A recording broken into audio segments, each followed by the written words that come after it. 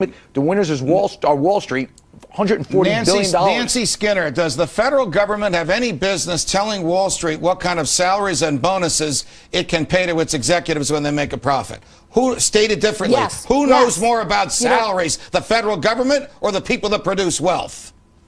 Because they are tax-deductible expenses, and that means that, so if they're going to get away with a big tax liability by just giving them money to their employees and not paying their fair share, the middle class and working people have to make up that money to provide the services, the general welfare of the Constitution, Judge. And so it's tax-deductible, therefore it should be limited in some respects. All right, switching gears. Today, the federal government announced, notwithstanding a decision by Judge Martin Feldman of the United States District Court in New Orleans, which had told them that they could not impose a moratorium. Today, they finally agreed to lift the moratorium. What is that going to do, John? Will drilling resume, or are those drillers gone to somewhere else by now? I imagine they've gone to somewhere else right now. The U.S. is the last place you'd want to take any risk drilling right now, because you saw what happened with BP. Basically, we had a government that tried to put BP out of business, almost succeeded, and so the last place you'd want to drill isn't a place where success is basically penalized. If you do make a mistake, you could be in trouble. So go elsewhere. We're a world of watching oil. Charlie, the true libertarians believe that the earth underneath the water should be privately owned, just like other earth is. I agree. And then an insurance carrier would make sure that the drilling was done right, because the insurance carrier's assets would be on the hook. But you have to realize that the environmental laws prevent you from drilling in safer areas. You have to drill way out there, then your liability goes up dramatically. Hey, Nancy, where's the federal government's deed? Where's the deed the federal government has to prove that it owns all the earth underneath the water that it likes to micromanage? I got to agree with John. The reason they might not want to drill here in the United States is we have 3% of oil reserves, and we don't have the oil. Got it. But the idea that somehow that this moratorium to make sure that another libertarian concept. If that poor BP, John says, they damaged the livelihoods of so many thousands of people. You're right. We can argue BP all day. Gotta go. Charlie Gasparino, John Tamny, Nancy Skinner, it's always a pleasure. Thank you very much. Next, Glenn on the 40-day, 40-night challenge. And don't miss tomorrow. Glenn will be live from Los Angeles. We'll be right back.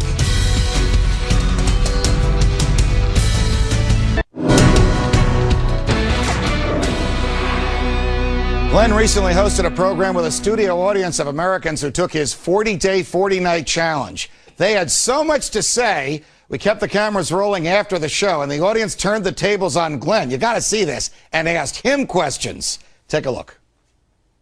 You being in the spotlight now, you having so much popularity, what do you do, perhaps on a daily basis, to keep yourself humble, to keep yourself in reverence to God, and so that I pray on my knees. That is not transferred onto you? I have been on my knees 3 times today. Believe me, I pray for gentle reminders of humility. Never ask him to humble you, because he gives that to you with anvils from the sky. But I ask him for that, the Lord is reminding me every day. Believe me, that was the question that I asked a member of my staff about 2 hours ago. I said, am I becoming arrogant? And I do my best to keep myself in check. Thank you for asking. Please pray for that.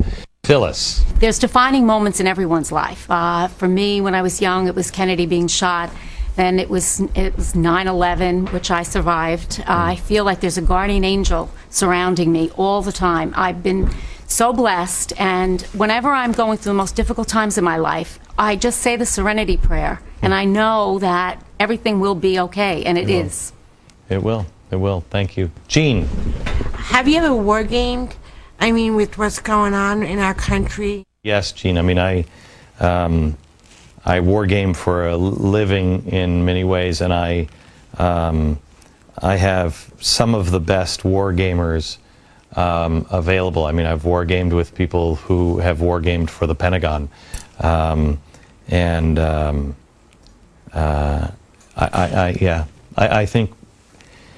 I think we have done a good job at looking at many of the possibilities. That doesn't mean they happen, and we don't talk about them on the air necessarily. because, you know, there's a million different things that could happen. And as I have sat down with war gamers, the thing that I've learned the most is there are a million ways for this thing to go awry, and there are very few ways to pull it back from the brink. And that's one of the reasons why the 40-day, 40-night challenge came, because only God, only this country turning back to God, because He's not disinterested. He's not disinterested. Freedom is His, and He may not care about what we've done. He needs freedom on earth to fulfill His purposes. And if we're not the people, He'll wipe us out. I mean, He won't. He'll allow us to wipe ourselves out, and then He'll just find a new group of people, and His purposes won't be thwarted. So if we turn to Him, we'll be good. Yes. Okay, hi. How about a show about stay-at-home moms who came out for the cause, really strong, homeschooling moms? I know plenty, so many. Like, I'm one.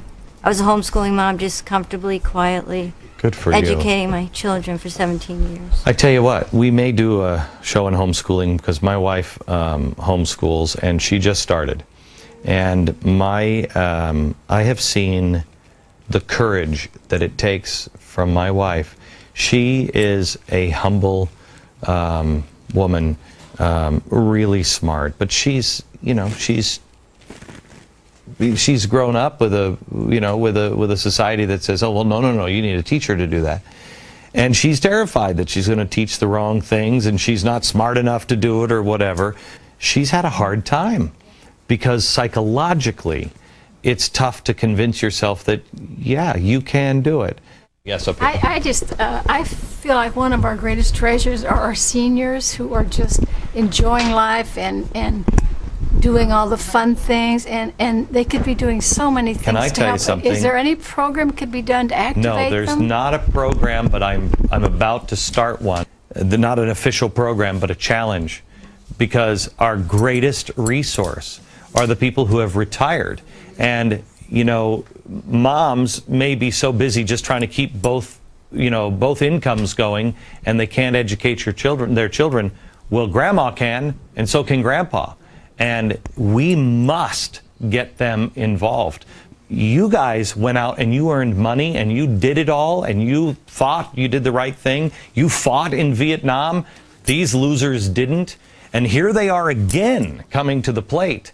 And it's the last chance for that generation to redeem itself, or redeem them, so to speak.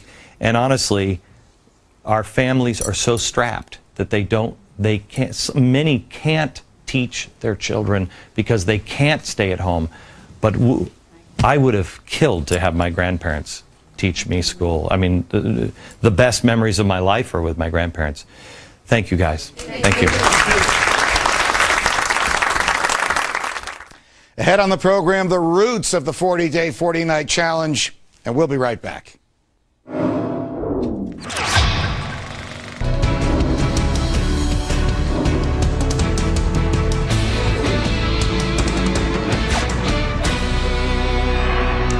Just 3 weeks from the important midterm elections, and the Democrats could lose their hold on Congress. The New York Times writes today, quote, "For Dems, even safe seats are shaky." And billionaire George Soros, you know who he is, he seemed to agree. He funded the Democrats in the last few elections, but not this time, saying he doesn't believe in standing in front of a, quote, avalanche. Is this shaping up to be another 1994? Pat Caddell is a Democratic pollster who once worked for President Jimmy Carter. Juan Williams is the senior correspondent for National Public Radio. Gentlemen, welcome here. Pat, to you first. What do the polls tell you 3 weeks out? Is this doomsday for the Democrats? It's going to be very, very ugly for the Democrats. It's going to be like an Arctic shower. But it's, but you said something earlier in the program we should understand, Judge. This is a revolt against both parties. The Republicans will benefit because, as I've said since 2009, they are the big red default button. if you want to put the American people's attitude on a bumper strip right now, it is stop the machine in 2010 and get rid of them all by 2012. It is, and so the Democrats are looking at huge losses, and everything they're doing right now seems to be, I think, adding to it rather than detracting. Juan, do you agree with what Pat just said and the arguments that I made earlier? The reason we have a Tea Party today is because the government, the Republicans proved horribly inept at sticking to Reagan and Goldwater principles when last they ran the government? Yeah, and I think, you know, and it's also the ethics scandals and the big spending that the Republicans perpetrated during their time. So if you look at the numbers now, Republicans are actually less popular in Congress than Democrats in Congress. But Pat's point is well taken. It's Democrats who are in control, who are in the majority, and therefore they're going to bear the brunt of voter anger at the incumbents and at the system as it stands. But don't mistake that to think that somehow people love Republicans. Right. Juan, were you surprised when George Soros basically said to the Democrats, you're on their own? I mean, with this recent Supreme Court opinion, he could, in a sophisticated and perfectly lawful way, dump tens of millions into the Democratic campaigns this year. He could have. And I think this is an interesting point because Soros is a kind of, you know, a brand name in terms of Democratic donors, and what you're hearing him say is that he expects an avalanche. So, I mean, forget the polls, look at the money men. And here you have the money man saying, you know what, I don't think this is going to work for the Democrats. Pat. Yeah, you say one thing about the money men. Man, they make money decisions. He's looking at this saying, I'm not going to put my money up and get wiped out. Right. And I think that's as good as you could see. But remember, he's already done this. And one of the things, Judge, I hope we talk about is this latest move by the president on these attacks on the chamber and on this argument on Roe and on this stuff, which is ludicrous. We'll go to it right now. And Pat, to you first. Is there any evidence whatsoever? The New York Times says no. The Associated Press says no, that the Republicans are receiving money, whether it's Karl Rove's group or some other group, from foreign governments or foreign corporations. Let me tell you something. I am really upset. I was the youngest person on Richard Nixon's enemies list. I really don't like it when the government goes after people. This government and this president are disingenuous with how they do this.